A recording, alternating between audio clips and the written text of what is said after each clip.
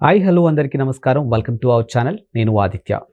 ఏపీలో వైఎస్ఆర్సీపీ అధికారం కోల్పోయిన తర్వాత అక్కడ జరిగినటువంటి పరిణామాలని మనం చూస్తూనే ఉన్నాం. ఇకపోతే వైఎస్ఆర్సీపీకి 11 సీట్లు రావడంతో కనీసం ప్రతిపక్ష హోదాను కూడా సంపాదించుకోలేకపోయారు. కానీ ఈ ప్రతిపక్ష హోదా కోసం జగన్మోహన్ రెడ్డి స్పీకర్‌కి అలాగే హైకోర్టుకి కూడా చాలా సార్లు లేఖ రాయడం జరిగింది. కానీ ప్రస్తుతానికి ఉన్నటువంటి ఒక టాపిక్ ఏంటి అనంటే జగన్మోహన్ రెడ్డి ఏదైతే ప్రతిపక్ష హోదా కావాలని లేఖ పంపించడం జరిగిందో దాన్ని స్పీకర్ ఆల్మోస్ట్ ఆమోదించినట్టు ఒక వార్త అయితే వినిపిస్తూ ఉంది. సో మరి దీంట్లో ఎంతవరకు వాస్తవం ఉంది? నిజంగా 11 మంది ఎమ్మెల్యేలు ఉన్నటువంటి జగన్మోహన్ రెడ్డికి ప్రతిపక్ష హోదా ఇవ్వొచ్చా, ఇస్తారా అనే అంశం గురించి మాట్లాడడానికి ప్రస్తుతానికి మనతో పాటు స్టూడియోలో ఉన్నారు ప్రముఖ సీనియర్ జర్నలిస్ట్ అలాగే రాజకీయ విశ్లేషకు సిఎస్ రావు గారు ఉన్నారు. సార్ని అడిగి తెలుసుకుందాం. సార్ నమస్కారం. సార్ నమస్తే. సార్, జగన్మోహన్ రెడ్డి అధికారం కోల్పోయిన తర్వాత అక్కడ జరిగినటువంటి పరిణామాలు మనం చూస్తూనే ఉన్నాం. కేవలం 11 మంది ఎమ్మెల్యేలు గెలవడం జరిగింది. సో 11 మందికి ప్రతిపక్ష హోదా రాదని ఆయనకి తెలుసు. కానీ హైకోర్టుకి వెళ్ళడం జరిగింది, స్పీకర్కి లెటర్ రాయడం జరిగింది. సో దాని ఏదో నడుస్తున్న టైంలో ప్రస్తుతానికి స్పీకర్ దానికి గ్రీన్ సిగ్నల్ ఇచ్చినట్టు ఒక వార్త అయితే వినిపిస్తుంది. నిజంగా 11 మంది ఎమ్మెల్యేలు ఉన్న జగన్మోహన్ రెడ్డికి ప్రతిపక్ష హోదా ఇవ్వచ్చు అంటారా? ఇప్పుడు ఒకటి ఏంటంటే అసలు అది స్పీకర్ డిస్క్రిప్షన్లో ఉంటుంది.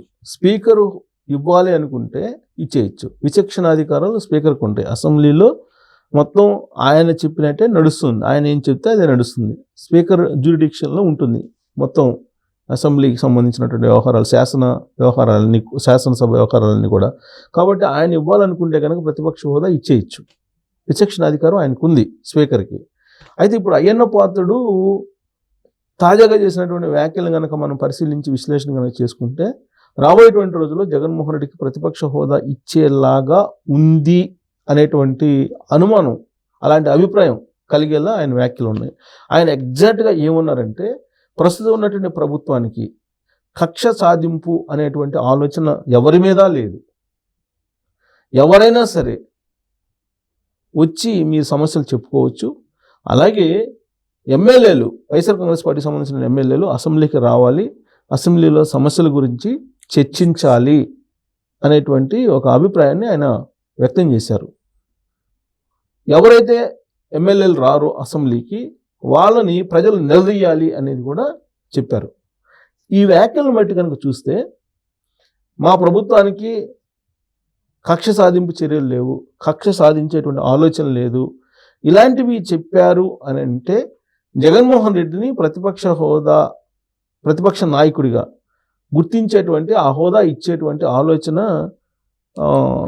స్పీకర్ అయ్యన్న పాత్రుడు చేస్తున్నారేమో అనిపిస్తుంది. మామూలుగా అయ్యన్న పాత్రుడి మీదే ఒక లెటర్ రాశాడు ఆయన. ఇప్పుడు అయ్యన్న పాత్రుడికి ఒక లెటర్ రాశాడు కదా. అయ్యన్న పాత్రుడి మీద కూడా పిటిషన్లో పొందుపరిచాడు, హైకోర్టుకి వేసినటువంటి పిటిషన్లో జగన్మోహన్ రెడ్డి. ఫస్ట్ అయ్యన్న పాత్రుడికి ఏం లెటర్ రాశాడు? నాకు ప్రతిపక్ష హోదా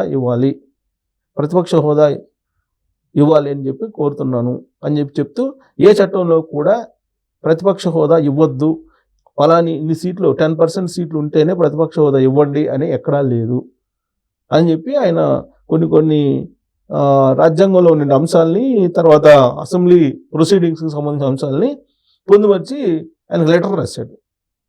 కౌల్ అండ్ షక్దార్ రూల్స్లో తీసుకుంటే కనుక ఈ ప్రతిపక్ష హోదా అనేది ఉండదు అనేది ఉంది. కానీ ఆయన చెప్పేటువంటి చట్టం, ఇప్పుడు మన చట్టాలు, భారతీయ చట్టాలు ఎలా ఉంటాయంటే ఎవరి కోణంలో నుంచి చూస్తే వాళ్ళకి కరెక్ట్ అన్నట్టుగా ఉంటాయి. ప్రతి దాంట్లో కూడా లూప్ హోల్స్ ఉంటాయి. మనం ఇండియన్ న్యాయ వ్యవస్థలో చూస్తే ప్రతి దాంట్లో కూడా ఏదో ఒక లూప్ హోల్ ఉంటుంది. ఆ లూప్ హోల్ని బేస్ చేసుకునే చాలామంది నేరస్తులు బయట తిరుగుతున్నటువంటి పరిస్థితి మనం చూస్తున్నాం.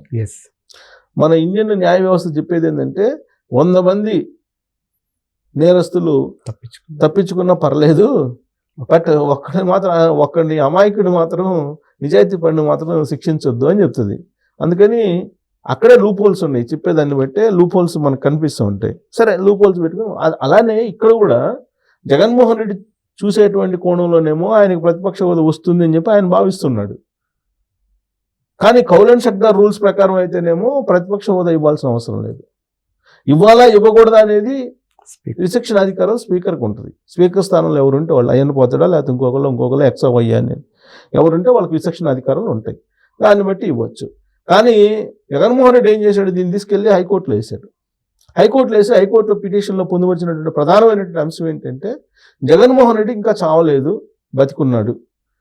అని అయ్యన్న పాత్రుడు అన్నాడు స్పీకర్ కాకముందు. అంటే తన మీద ఎంత కక్ష సాధింపు ఉందో అయ్యన్న పాత్రుడికి ఆ వ్యాఖ్యను బట్టే అర్థమవుతుంది. కాబట్టి ఆయన నాకు ప్రతిపక్ష హోదా ఇవ్వడు, మీరు జోక్యం చేసుకుని నాకు ప్రతిపక్ష హోదా కల్పించండి అనేటువంటి అంశాన్ని హైకోర్టులో వేసిన పిటిషన్లో పొందుపరిచాడు ఆయన. సో హైకోర్టు ఆ పిటిషన్ మీద విచారణకి రెడీ అవుతుంది, ఆల్రెడీ టేకప్ చేసింది. త్వరలోనే అది విచారణకు వచ్చేటువంటి అవకాశం ఉంది. ఈ లోపుగానే అయ్యన్న పాత్రుడు మీడియాతో మాట్లాడుతూ కక్ష సాధింపు చర్యలు ఎవరి మీద ఉండవు, మీరు ఎవరైనా సరే వచ్చి మీ సమస్యల్ని, నియోజకవర్గ సమస్యల్ని ప్రస్తావించవచ్చు అసెంబ్లీలో. కొత్తగా ఎంపికైనటువంటి ఎమ్మెల్యేలు దాదాపుగా 80 మంది ఉన్నారు, వాళ్ళకు కూడా శిక్షణా తరగతులు ఇప్పిస్తున్నాము. కాబట్టి అసెంబ్లీ ప్రొసీడింగ్స్ ఏ విధంగా ఉన్నాయి, ఆ అసెంబ్లీ ప్రొసీడింగ్స్ ప్రకారం మీరు వచ్చి మీ నియోజకవర్గ సమస్యల్ని స్వేచ్ఛగా వ్యక్తపరచండి, మేము ఎవరి మీద కక్ష సాధింపు చర్యలు ఉండవు, కక్ష సాధించుకోము అని చెప్పారు. అంటే దాని అర్థం ఏంటంటే జగన్మోహన్ రెడ్డిని కూడా ఆయన ఆహ్వానిస్తున్నారు ఇండైరెక్ట్గా అనేది అర్థమవుతుంది.